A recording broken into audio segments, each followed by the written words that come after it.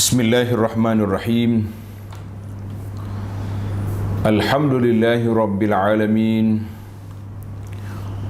Wassalatu wassalamu ala al-mab'uthi rahmatan lil alamin, Nabiyyina wa habibina wa qudwatina Muhammad ibn Abdullah wa ala alihi wa sahbihi wa man sar ala nahjihi wahtada bihadihi wastanna bisunnati ila yaumiddin, amma ba'du.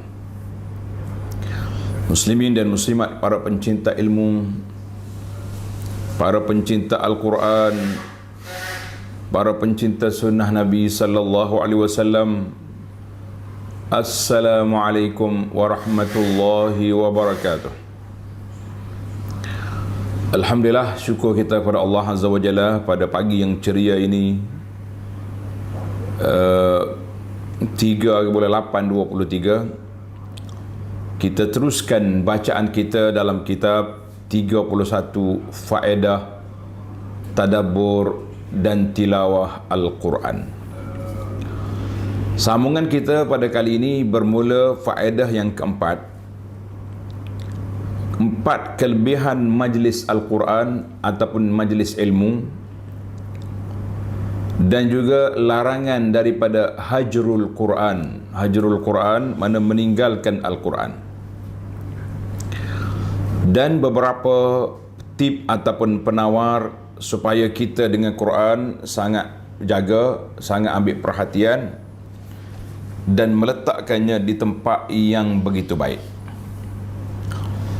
Para jemaah sekalian, kita lihat kepada perbincangan kita dalam CD yang pertama, iaitu Al-Faidatul Ula. Faedah yang pertama, Al-Quran Kalamullah. Al-Quran adalah kalam Allah. Kemudian yang kedua, Al-Quranul Karim penuh dengan keajaiban. Siapa dia berpegang dengan Al-Quran, dia selamat, jalannya cerah. Siapa lawan Quran, dia akan hina di dunia, lebih-lebih lagi di akhirat. Yang ketiga, belajar Al-Quran, memahami Al-Quran, menghafal Al-Quran adalah sebaik-baik waktu digunakan dalam hidup ini. Dan perbelanjaan yang kita gunakan Al-Quran adalah merupakan perbelanjaan yang terbaik dalam dunia. Para pelajar sekalian, kita sambung dalam CD ini faedah yang keempat. Faedah yang keempat, kafa bil Qur'ani fakhran wa syarafan anna sakinata tatanazzalu alaihim fi majalisihim al-atirah. Cukuplah apabila ahlul Quran itu mendapat kemuliaan, mendapat perhatian, mendapat kedudukannya di sisi Allah Azza wa Jalla. Sebab duduk dalam majlis Al-Quran, kita akan dapat 4 perkara. Duduk dalam majlis Al-Quran ataupun disebut dengan nama Mudarasatul Quran, majlis mengaji Al-Quran, kita akan diberi oleh Allah Azza wa Jalla, akan berikan kepada hambanya sebanyak 4 perkara. Mudah-mudahan dengan kita sebut kelebihan-kelebihan ini, para pelajar, para pencinta Al-Quran lebih bersemangat untuk berada dalam majlis ilmu. Lebih-lebih lagi majlis ilmu yang berkumpul secara fizikal di masjid, di rumah Allah Azza wa Jalla. Maka 4 perkara. Yang pertama, ketenangan akan turun. Nak dapat ketenangan. 2, rahmat akan melingkungi majlis kita. 3, para malaikat bersama dengan kita dalam majlis. Yang keempat, Allah Subhanahu Wa Taala sebut nama mereka yang berada dalam majlis ilmu. Fa ayyu fadlin akbar min hadha. timbul soalan, manakah majlis lebih mulia, lebih baik daripada apa yang kita dapat ini. Dalam hadis yang sahih, hadis ini panjang, yang dikeluarkan oleh Imam Muslim tentang kelebihan mencari ilmu. Man salaka tariqan yaltamisu fi ilma sahalallahu lahu bihi tariqan ilal jannah. Siapa berjalan mencari ilmu,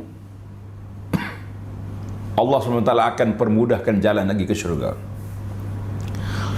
Para ulama hadis membincangkan apa makna salaka tariqan yaltamisu fi ilma. Berjalan mencari ilmu. Apa dia maksud? Jalan kaki pergi, tak masuk ke naik kereta, naik motor.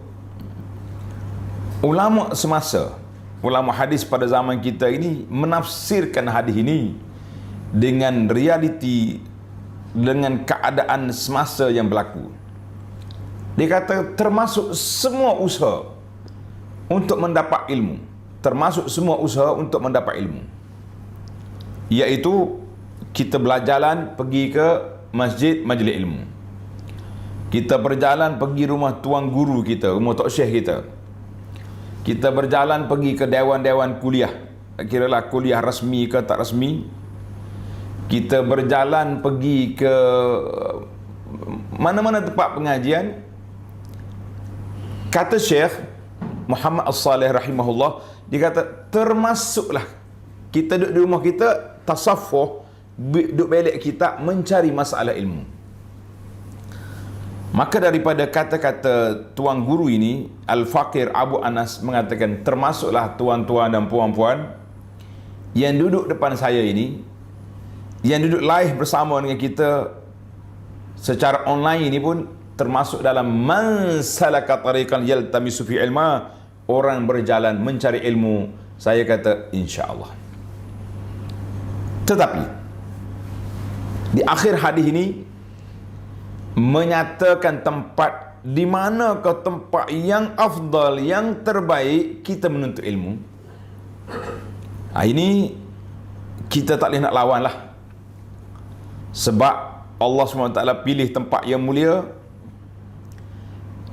duduk bersama dengan orang mulia. Kenapa?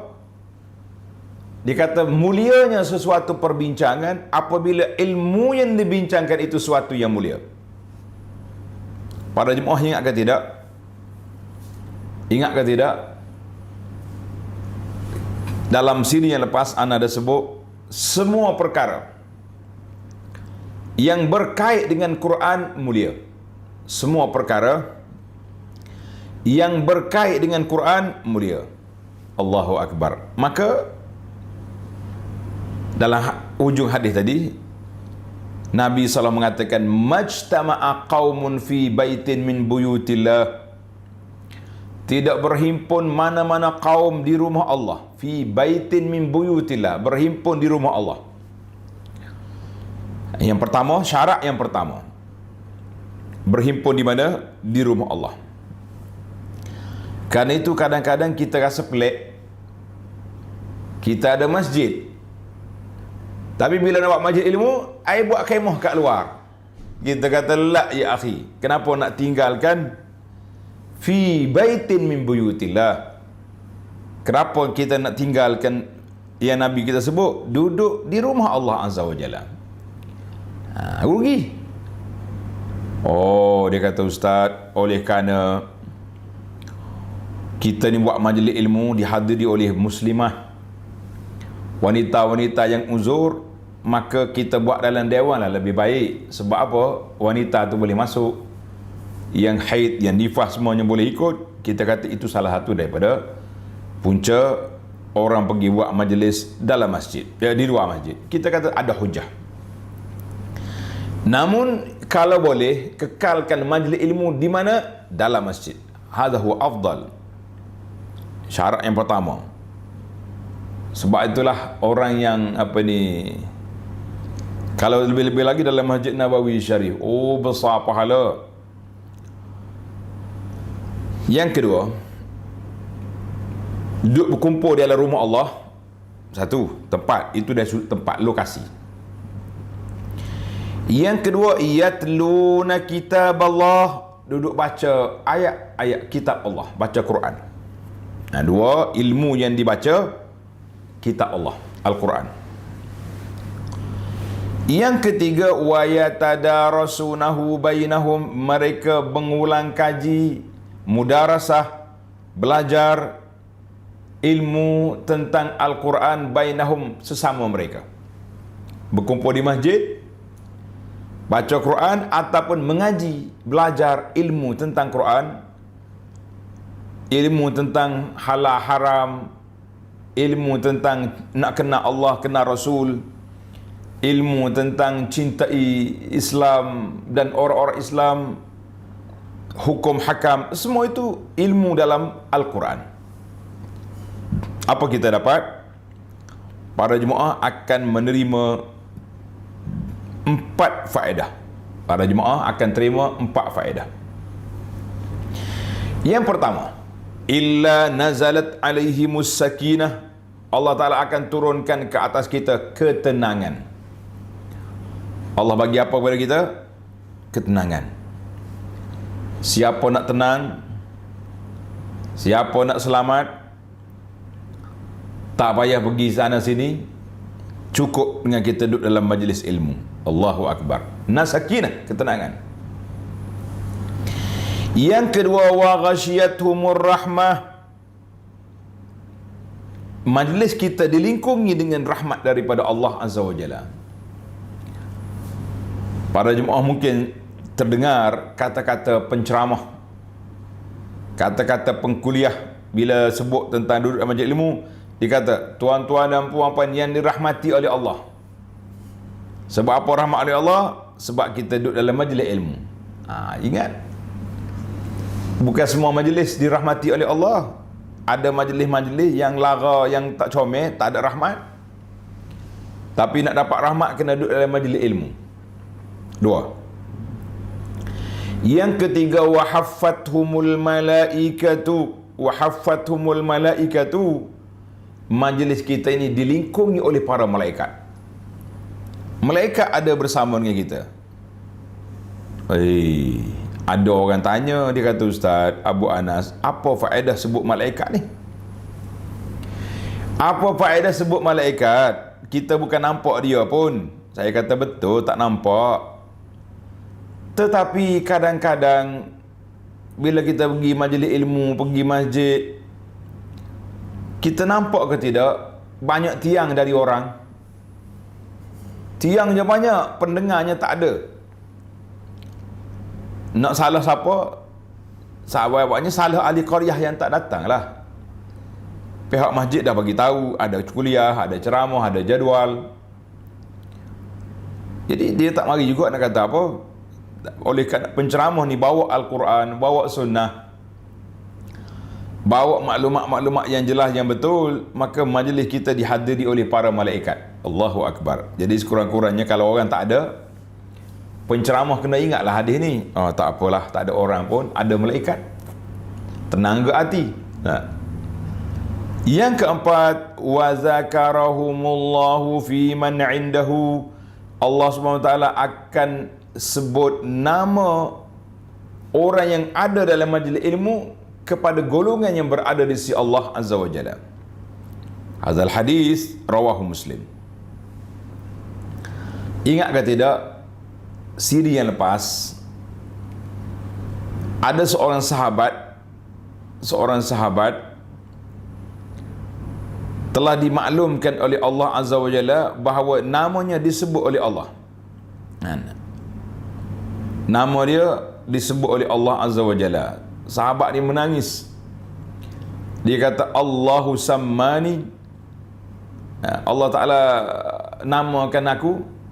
Tengok dalam tadabbur kita yang siri yang lepas dalam tafsir Al-Bayyinah. Jadi Nabi kata, Allah perintahkan aku baca surah ini kepadamu ya Ubay. Terkejut Ubay, dia kata, Sammanillah ya Rasulullah sallallahu alaihi wasallam, Allah namakan saya. Nabi kata, "Na'am, samaka Allah." Allah Ta'ala sebut namamu. Fabaka Ubay, menangis Ubay kerana nama yang disebut oleh Allah Azza wa Jalla. Sekarang kita sudah tidak ada Ubay. Wahyu pun telah terputus. Wahyu pun telah terputus. Tapi depan kita ada hadis sahih. Nabi kata apa? Wa zakarahumullahu fi man indahu. Siapa duduk dalam majlis Quran, dalam majlis ilmu, berkumpul di masjid, namanya disebut oleh Allah Azza wa Jalla. Jadi kalau tuan-tuan dan puan-puan nak nama besar, nama kita disebut oleh Allah Azza wa Jalla, maka duduk dalam majlis ilmu. Alhamdulillah.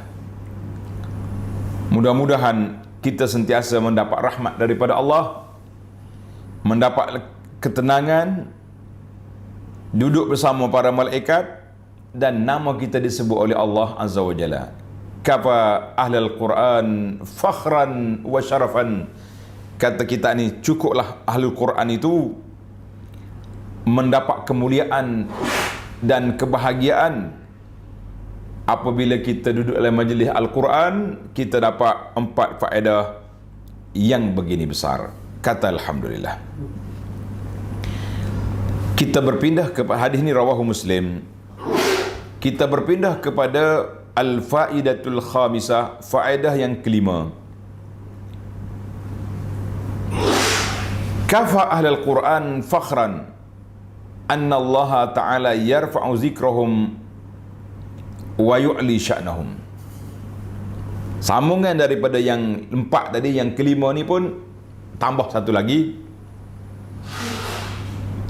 Cukuplah ahlul Quran itu orang yang pandai Quran, orang yang baca Quran, orang yang tadabbur Quran, orang yang mengaji Al-Quran, yang mencintai Al-Quran.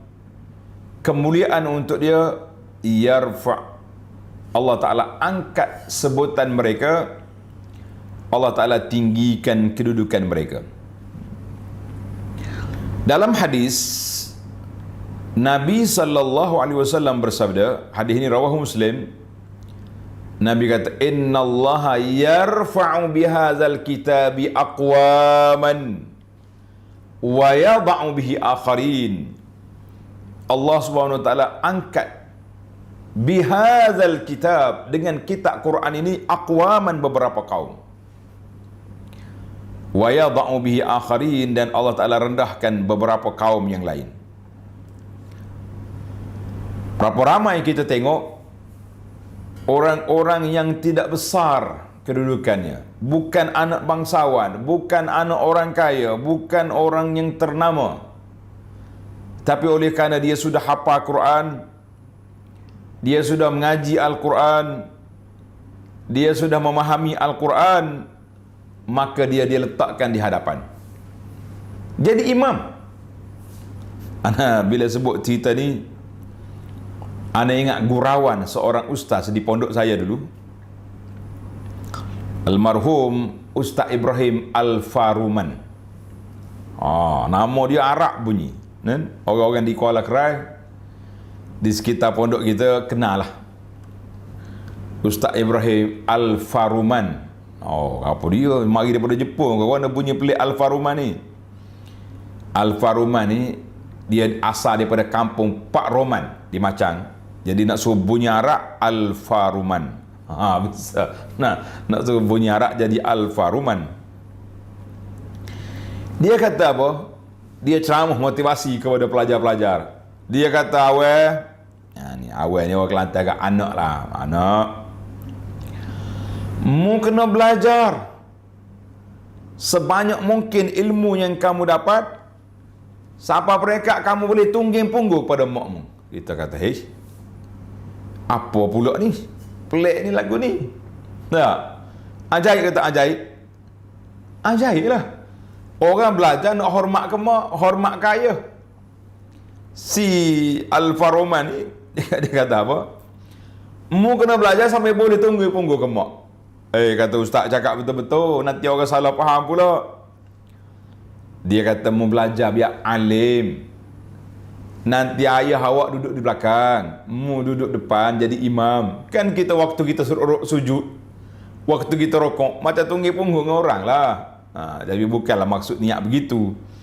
Maknanya kita kena belajar sampai peringkat kita boleh duduk depan jadi imam. Allahu Akbar. Innallaha yarfa'u bihadzal kitab. Dengan sebab kitab ini, anak orang kampung duduk depan. Jadi imam, jadi guru, jadi tuan syekh. Kita kata alhamdulillah. Dan berapa ramai orang yang besar-besar yang tak peduli dengan Quran, yang menentang Quran, akhirnya mereka jatuh. Allahu Akbar. Al-Quran ini mengangkat darjat orang yang biasa-biasa, orang yang besar-besar juga jatuh di hadapan Allah Azza wa Jalla. Maka kita mengatakan, marilah kita belajar Al-Quran, marilah kita memahami Al-Quran, marilah kita betul-betul memahami, mengingati Al-Quran yang telah disebut kelebihannya oleh para ulama Islam. Kita berpindah kepada faedah yang ke-6.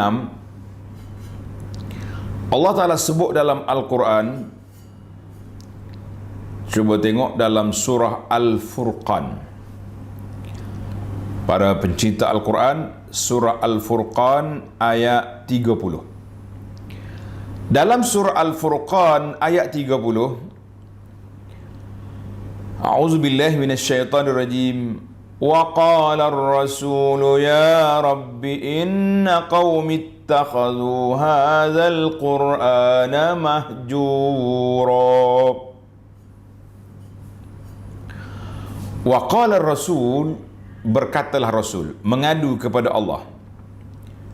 Ya Rabbi, wahai Tuhanku, inna qaumi ittakhadhu hadzal qur'ana mahjura. Puak-puak yang tak setuju ni menjadikan Quran tu mahjur. Mahjur maknanya meninggalkan Quran atau lawan Quran. Maka apa dia makna meninggalkan Quran ataupun orang yang lawan Quran? Apa dia? Mari kita belajar. Kita belajar supaya kita jauhkan diri daripada kumpulan hajrul Quran, kumpulan yang meninggalkan Quran, yang meninggalkan Al-Quran. Yang pertama sekali, golongan yang meninggalkan Quran yang paling berbahaya, yang paling tak baik, yang paling tak comel, siapa dia? Iaitulah hajrul imani bih wa tasdiqihi. Orang yang tak mau beriman dengan Quran dan tak mau membenarkan isi kandungan Quran, sebagaimana yang berlaku kepada puak-puak kafir dan munafikin. Kafir zaman kita ini mungkin tak faham apa Quran, kecuali bila kita beri terjemahan makna Al-Quran. Tapi kafir tulen zaman turun Al-Quran, Abu Lahab, Abu Jahal, geng-geng Pak Abu lagi tu, mereka ni ahlul lisan. Orang panggil orang yang faham bahasa Arab, dia tahu. Dengar aja dia tahu makna Al-Quran. Tak payah buka kamus, tak perlu cari tafsir. Tapi mereka telah menentang Al-Quran. Yang lebih bahaya daripada kafir tulen, iaitulah kafir munafik yang duduk di belakang Nabi SAW, dengar baca Quran, dia boleh baca Quran, tapi dia juga menentang Islam. Itu yang pertama sekali. Maka kita mengatakan sekarang ada sebahagian anak orang Islam baca Quran, tak mau terima Quran. Ini juga benda pelik. Baik, itu yang paling bahaya sekali, penentangan orang kafir dan munafikin terhadap Quran. Al-Thani, hajrus thani, yang kedua, orang yang menentang Al-Quran yang kedua, yang meninggalkan Quran yang kedua. Ini yang kita bimbang, takut tersepak, tersangkut kaki, kata orang. Rebah kita. Hajru tilawatihi wa sama'ihi wal isgha'i ilaih. Meninggalkan baca Quran, tak baca dah Quran. Dia sendiri tak baca. Wa sama'ihi, tak dengar orang baca. Wal isgha'i ilaih, tak buka telinga bila orang baca Quran. Ini bahaya. Sebab itulah anak kata Quran ni jangan dibuka di tempat-tempat yang tak sesuai. Jangan dibuka di tempat yang tak sesuai. Ingat agak semalam kita dah cerita dalam majlis perkahwinan, majlis walimatul urus. Ingat dalam siri yang akhir yang ana cerita tentang hikayat fiqhiyah. Ni ada orang dalam majlis hingga bangar. Orang duk makan minum, duk buah-buah, kita pergi baca Al-Quran. Tidak sesuai. Sebab Allah Ta'ala sebut dalam Quran, wa idza quri'al Qur'anu fastami'u lahu wa ansitu. Bila dibuka Quran, baca Quran, dengar, diam. Ini waktu orang makan, waktu orang sibuk-sibuk. Jadi tidak sesuai lah kita hidup buka Quran pada waktu itu. Habis kalau tak buka Quran, saya buka muzik pula. Dengan hingga bangang, bingit suara. Itu pun mengganggu orang nak ketenangan, orang nak makan. Terus dia buat perangai tak baik macam ni. Tak senonoh kata orang. Yang kita bimbang hari ni, dia sendiri tak baca Quran. Dia pun tak dengar orang baca Quran. Bila orang baca tidak isra', tak buka telinga untuk dengar Quran.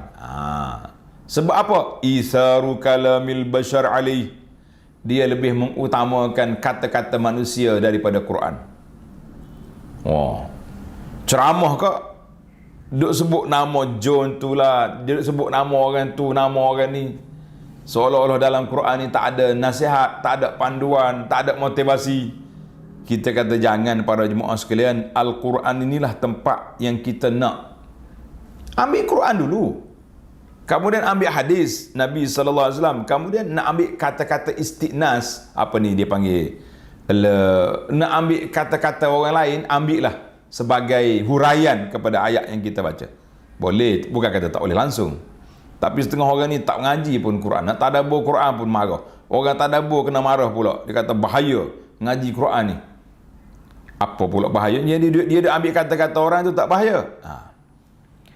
Mengutamakan kata-kata orang lain, min syi'rin, duduk baca syair, duduk baca lagu, baca qasidah, ghina, walahwin, wasarsarah. Jadi kita katakan ini di antara hajrul Quran. Jadi tuan-tuan boleh cek balik lah. Kita ni dalam hajrul Quran ke? Termasuk di kalangan orang yang dengar Al-Quran. Alhamdulillah. As-salis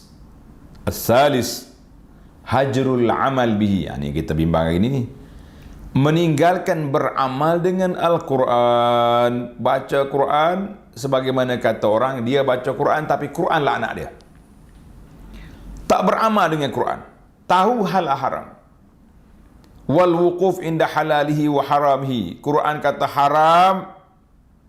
Sudah baca Quran, dia ambil riba pula. Baca surah Al-Hujurat, Allah Ta'ala larang. La yaskhar qawmun min qawmin. Jangan perli-perli mana-mana kaum pada mana satu kaum. Sudah baca Quran, duk perli orang. Kita kata apa benda awak ni? Wajtina binawahi wabtisali awamirhi, tidak mengikut arahan Al-Quran. Wajtina binawahi, tidak menjauhi larangan Quran. Wa in qara'ahu wa amana bi, walaupun dia baca Quran dan dia beriman dengan Quran, tapi dia tidak beramal dengan isi kandungan Quran. Ini darjat yang ketiga, darjat orang yang hajrul Quran. Orang ini dikira meninggalkan Quran. Berapa ramai kita hari ini. Sebab itulah dikatakan rubba qari'il Quran wal Quranu yal'anuhu. Ada orang baca Quran tapi Quran duk anak dia. Dah. Jadi baca Quran haram riba, pergi ambil riba. La ta'kulu amwalakum bainakum bil batil. Jangan makan harta orang dengan batil. Dia ambil rasuah. Ambil rasuah, ambil riba, ambil, yang penting tak peduli pun hukum hakam Quran, maka orang ni baca Quran, Quran duk anak dia. Ala laknatullahi ala zalimin. Laknat Allah Ta'ala kat orang zalim, dia juga melakukan kezaliman. Bila sebelum ada kuasa, menentang kezaliman. Bila sudah berkuasa, dia mengulangi kezaliman orang dulu. Kita kata baca Quran, Quran laknat atas kepala dia, wal-iyazubillah. Yang keempat, tanda hajrul Quran yang keempat, hajru tahkimihi wa tahakumi ilaihi fi usulid dini wa furu'ihi. Orang yang meninggalkan Al-Quran sebagai undang-undang, sebagai kata putus dalam ilmu usuluddin dan juga cabang-cabangnya. Wa'tiqad, ada juga yang mengatakan bahawa Al-Quran itu tidak memberi keyakinan. Wa anna adillatahu lafziyah, dalil-dalilnya lafaz dia tu tidak mendapat ilmu dengan dia. Ilmunya kena guna akal, kena guna falsafah, kena guna sana guna sini. Kita mengatakan orang ini juga termasuk dalam hajrut at-tahkim, tidak ambil Al-Quran itu. Sebab apa? Kadang-kadang kita dimomokkan, ditakut-takutkan nak baca Quran, nak tadabbur Quran ni pun orang takut. Saya dengar aduan daripada sebahagian daripada sahabat kita ni, pencinta Al-Quran. Dia kata, "Ustaz, saya share link ni pun, link yang kita duduk kuliah pagi-pagi tu, kena marah. Bukan sekat kawan-kawan marah, ustazah pun tegur. Dia kata, jangan duk main-main dengan Quran. Bahaya baca Quran ni. Tak faham, salah tafsir boleh bawa kepada kekufuran, boleh bawa kepada dosa besar." Kita kata tak faham apa yang kita mengaji nak faham. Kita belajar tafsir bukan dengan tafsirul Quran birra'yi dengan otak kita. Kita tafsir dengan kalam ulama. Ulama-ulama tafsir yang menafsirkan, kita hanya tolong baca kepada tuan-tuan dan puan-puan. Itu pun kena tegur, kena marah. Kita kata hati-hati tuan-tuan, jangan duk main lagu tu. Yang kelima, hajru tadabburihi wa tafahumihi wa ma'rifati tafsirihi wa muradillahi min kalamihi. Yang kelima, baca Quran, menghabiskan masa dengan taranum, dengan tajwid. Tak salah, elok mengaji tajwid, saya tak kata salah. Saya kata menghabiskan masa setakat tu je, tapi tak mengaji tafsir Quran, tak belajar. Nak belajar macam mana? Kena marah. Mengaji tafsir Quran ni bahaya. Subhanallah. Habis kalau tak mengaji tafsir, macam mana kita nak faham kalamu Rabbina? Macam mana kita nak faham kata-kata Allah kepada kita ini? Kita nak faham lagu mana? Ngaji pun tak. Ini sangat berbahaya. Kata-kata dia tu berbahaya sebenarnya. Tak mengaji tafsir. Tidak tadabbur Al-Quran, mengkaji Al-Quran, tilik apa yang Allah Ta'ala nak kata kepada kita, apa yang Allah Ta'ala nak sebut kepada kita, apa Tuhan nak rayak kepada kita dalam ayat yang diturunkan itu. Sebab tu Allah Ta'ala sebut turunnya, sebab turun kita liyadabbaru ayatihi. Allah kata supaya aku turunkan Quran supaya kamu tadabbur. Bukan turun Quran saja-saja untuk jadikan acara je. Sekarang ni kalau majlis-majlis rasmi, dibuka majlis dengan baca Quran, qari tu dengan kopiah-kopiah, dengan songkok di atas pentas, naik dah acara lain, sudah melompat. Laki-laki perempuan bergedik atas pentas. Kita kata Masya Allah, bila Tuhan turun Quran untuk dijadikan pembuka majlis, Al-Quran dijadikan untuk panduan hidup. Kalau nak lawan Quran, tak usah duk baca-bacalah. Baiklah, mula dengan menyanyi selalu senang. Kenapa nak hina pembaca Quran di atas pentas? Kita mari duk melompat sama-sama kita. Subhanallah. Jadi kita nak hajrul Quran. Jangan tinggal Quran. Tinggal Quran dengan makna tak tadabbur, tidak memahami makna dia, tidak mengaji tafsir. Jadi kita tak tahu apa yang Allah Ta'ala nak kata kepada kita. Subhanallah. Yang keenam, tanda yang keenam, hajrul istishfa' wat tadawi bihi. Tidak menjadikan Quran itu sebagai penawar dan tidak berubat dengan Quran fi jami'i amradil qalbi wa adwa'iha. Penyakit-penyakit hati kita ni perlu kepada mencari penawarnya dengan Al-Quran. Dalam Quran, penyakit fizikal pun boleh juga kita dakwah dengan Quran di samping kita pergi ke hospital. Jangan kata saya tak ke hospital dah. Pakai apa ni? Pakai baca tiup dengan Fatihah je. Nak tiup dengan Fatihah tiup lah, tapi usaha cari ubat itu pun tidak salah, memang kena cari. Jadi usaha kena ada. Pergi hospital, baca Quran. Lebih-lebih lagi dia panggil amradil qalbi, penyakit jiwa. Penyakit jiwa ni penawar dia duduk di Al-Quran. Jangan sekali-kali pergi cari as-saharah wal musya'wizin, pergi cari penawar dengan ahli-ahli sihir, dukun-dukun, bomoh-bomoh, penjual agama. Jangan sekali-kali.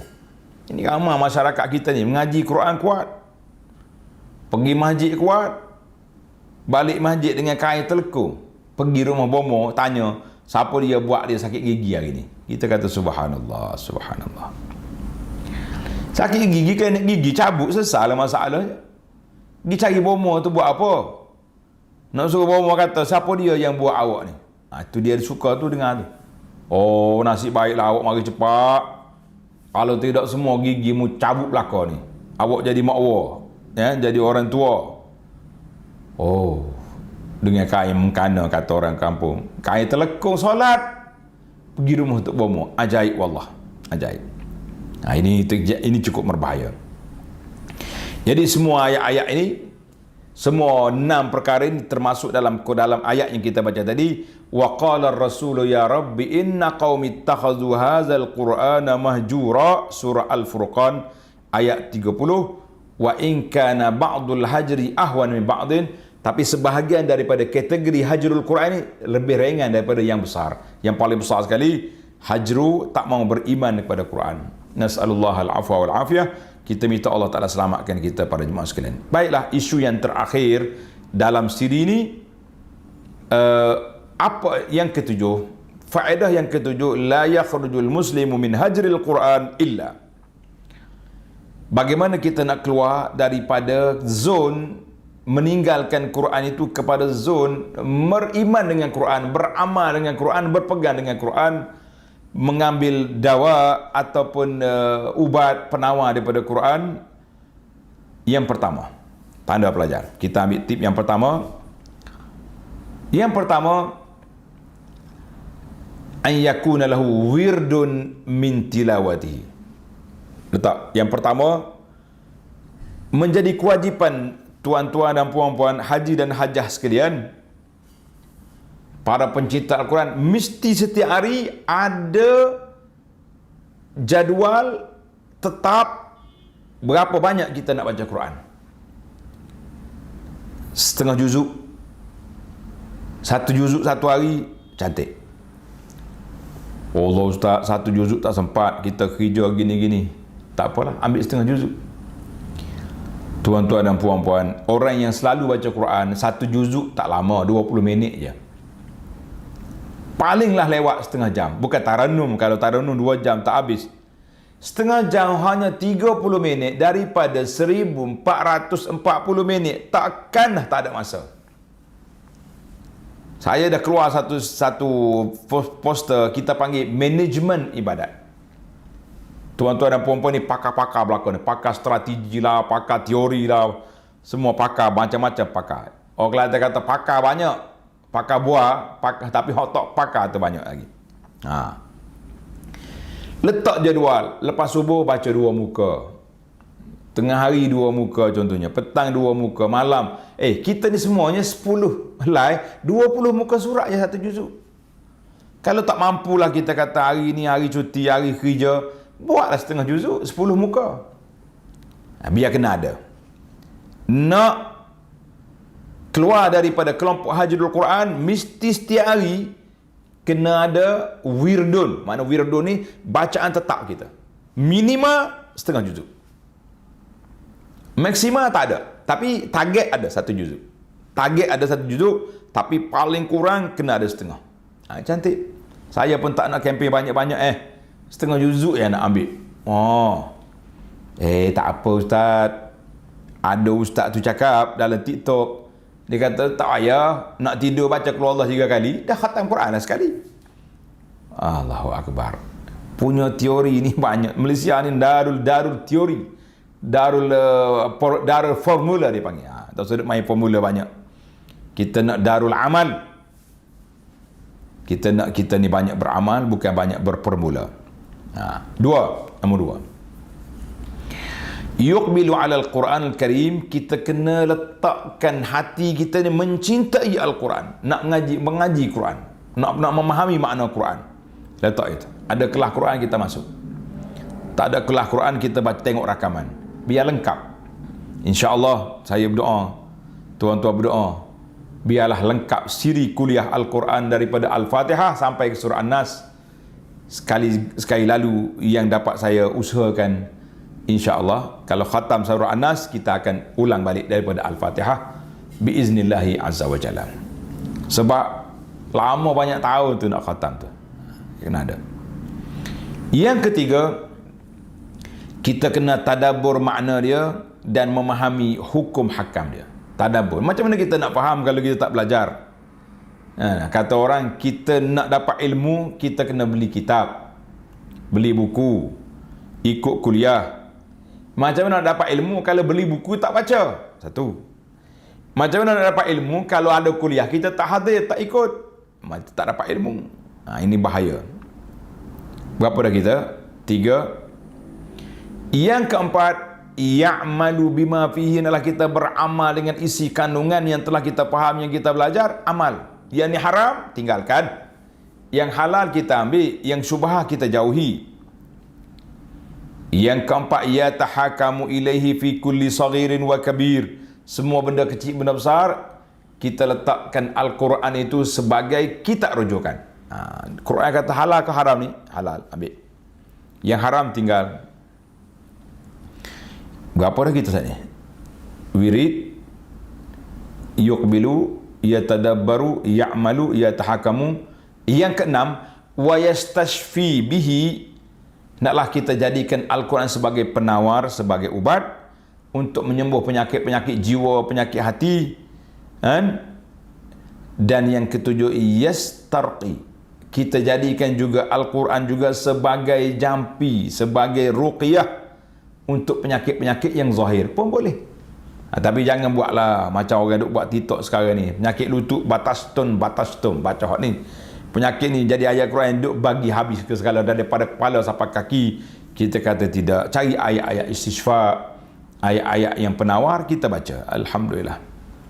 Itu di antara 7 perkara kita nak keluar daripada zon orang yang hajrul Quran. Mudah-mudahan kita selamat daripada ini. Al-muwaffaq man waffaqahu Allah Ta'ala wa'anahu wa saddadahu. Orang yang mendapat taufik yang baik ini, iaitulah siapa yang diberi taufik oleh Allah Azza wa Jalla. Allah bantu dia untuk baca Quran dan faham Quran. Allah perbetulkan perjalanan hidup dia bersama Al-Quran. Bismillahirrahmanirrahim. Alhamdulillah wassalatu wassalamu ala rasulil amin wa ala ahli wa sahbihi ajma'in. Ya Allah, ya Tuhan kami, pada saat kami mencintai Al-Quran ini dengan nama-Mu yang maha indah, dengan sifat-Mu yang maha tinggi, curahkanlah ke dalam hati kami perasaan sifat sayang kepada Quran, cinta kepada Quran, beramal dengan undang-undang Quran, dengan mempelajari, bertadabbur, baca Quran dan beramal dengan Quran semasa kita hidup, dan jadikan Quran ini sebagai pemandu kami ke jalan Engkau redai sehinggalah sampai kami pijak kaki ke dalam syurga-Mu. Amin ya rabbal alamin. Wa sallallahu ala nabiyyina Muhammad wa ala alihi wa sahbihi ajma'in walhamdulillahi rabbil alamin. InsyaAllah kita akan sambung lagi siri yang akan datang, bermula daripada faedah yang ke-8. Al-faedatu as-saminah, faedah yang ke-8 biiznillahi azza wa jalla. Sekian, assalamualaikum warahmatullahi wabarakatuh.